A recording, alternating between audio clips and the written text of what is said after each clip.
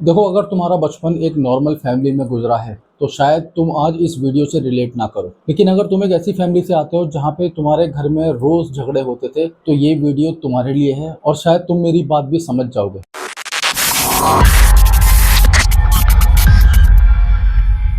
मैं एक ऐसे घर में पैदा हुआ, बड़ा हुआ, जहाँ पर मुझे नहीं याद कि कोई एक हफ्ता ऐसा गया हो जहाँ पर घर में कलेश ना हुई हो, या कोई एक ऐसा हफ्ता गया हो जहाँ पे सबने हंसी खुशी आपस में बात करी हो या मिल कर रहे हों। हमारे घर में झगड़े नॉर्मल थे, लेकिन साइलेंस और हार्मनी एबनॉर्मल था। और बचपन में जो घर का लड़का होता है ना, मुझे ऐसा लगता है कि वो डिसाइड कर लेता है कि एक दिन मैं ये सारी सिचुएशन ठीक कर दूंगा।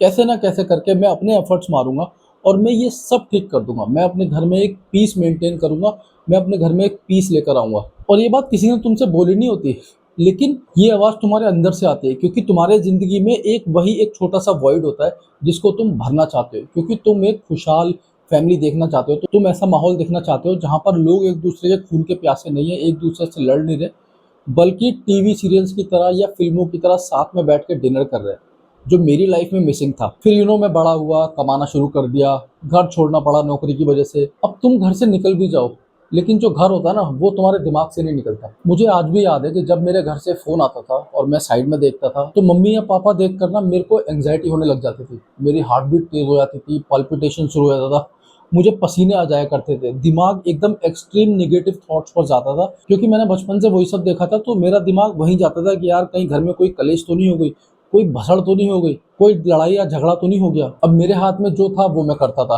अगर मैं ऑफिस में हूँ और वहाँ पे मैंने देखा कि कोई सिचुएशन खराब है, तो मैं घर पहुँच गया। मैंने देखा कैसे फिक्स कर सकते हैं, पैसे से फिक्स कर सकते हैं, पैसे से फिक्स करो। किसी एक को समझाना है, उस एक को समझाओ। जैसे भी मुझे लगता था ये प्रॉब्लम फिक्स हो जाएगी, मैंने वो कोशिश करी, अपनी लिमिट पुश करी, हमेशा अपनी औकात से ज़्यादा बढ़कर काम करा। लेकिन यार वो सिचुएशंस ना कभी फिक्स नहीं हुई। और सबसे डेंजरस चीज़ वो नहीं होती जब तुम्हारी मेहनत फेल हो जाती है। सबसे डेंजरस चीज़ वो होती है जहाँ पे तुम्हारी होप फेल हो जाती है, जहाँ पर तुम्हारी उम्मीद ख़त्म हो जाती है। वो उम्मीद जो तुमने बचपन से लगाई हुई थी, जब से तुम 16 साल के थे, कि एक दिन आएगा मैं ये सारी सिचुएशन फिक्स कर दूंगा और मैं इस घर को एक खुशहाल फैमिली बना दूंगा। 1 साल, 2 साल, 5 साल, 10 साल, 15 साल, सेम लोग, सेम झगड़े, सेम पैटर्न। फिर मैंने इवेंचुअली रियलाइज़ करा कि मैं घर को नहीं बचा रहा हूँ, क्योंकि वो शायद खुद बचना भी नहीं चाहते। मैं खुद को ख़त्म कर रहा हूँ।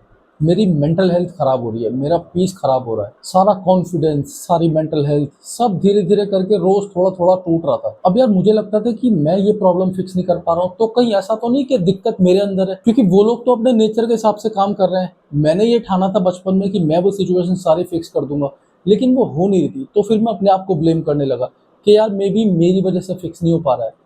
लेकिन मैं तुम्हें सच बताऊं, मेरी गलती भी नहीं थी वहाँ पे। और ये मेरी लाइफ की सबसे बड़ी रियलाइजेशन थी। हम लाइफ में ना बहुत बड़ी बड़ी गलतियां कर जाते हैं। हमें लगता है कि यार चलो और प्यार दे देते हैं, और थोड़ी लिमिट पुश करते हैं, और थोड़ा एफर्ट डालते हैं इस रिलेशनशिप में, इसको बचाने की कोशिश करते हैं, सब ठीक हो जाएगा। लेकिन यार इवेंचुअली ना सब कुछ ठीक होता नहीं है, क्योंकि तुम उसी इंसान को बदल सकते हो जिसको खुद को अंदर से रियलाइजेशन हो कि उसे बदलने की ज़रूरत है। अब जिस इंसान को पता ही नहीं है कि उसे बदलने की ज़रूरत है अंदर से, जिसको लगता है कि उसका सारा बिहेवियर, सारी निगेटिविटी, सारी टॉक्सिसिटी जस्टिफाइड है और वो सही कर रहा है अपनी लाइफ में, तो यार तुम उसे कभी चेंज नहीं कर पाओगे, चाहे तुम कितने भी सही हो और वो कितना भी गलत। और ये सिर्फ फैमिली की बात नहीं है, ये सब जगह होता है। दोस्ती में, रिलेशनशिप्स में, ऑफिसेज में, हर जगह एक फिक्सर होता है तुम्हारी और मेरी तरह, जो चीज़ों को फिक्स करना चाहता है। और वो पूरे दुनिया जहान की प्रॉब्लम्स को अपनी प्रॉब्लम बना लेता है कि मैं ये सारा रिजॉल्व कर दूंगा एक दिन। अब क्या होता है ना कि घर में झगड़े तो मेरे अभी भी होते हैं, मैं घर से दूर रहता हूँ, मेरे पास अभी भी फ़ोन आते हैं। सो पहले क्या होता था कि अगर कॉल आता है तो मुझे एंग्जाइटी हो जाया करती थी, मेरा दिमाग एकदम एक्सट्रीम निगेटिव थॉट पे चला जाया करता था। लेकिन जब से मैंने रियलाइज़ किया ना कि तुम उस बंदे को नहीं बदल सकते जिसको खुद से रियलाइजेशन नहीं होती, मुझे वो एंग्जाइटी होनी बंद हो गई है। मैं फ़ोन उठा लेता हूँ, मैं उनकी प्रॉब्लम सुन लेता हूँ, लेकिन अब वो मुझे अफेक्ट नहीं करती, क्योंकि मैं ये समझ गया हूँ कि दुनिया भर की प्रॉब्लम फिक्स करना मेरी जिम्मेदारी नहीं है।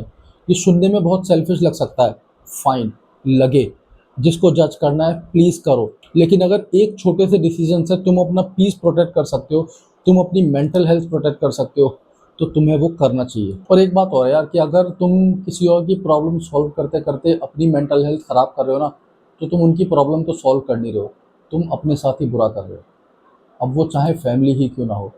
एक टाइम आता है हम सबको थोड़ा-सा अपने लिए सेल्फिश होना पड़ता है और वो टाइम जितनी जल्दी शुरू हो जाए उतना अच्छा।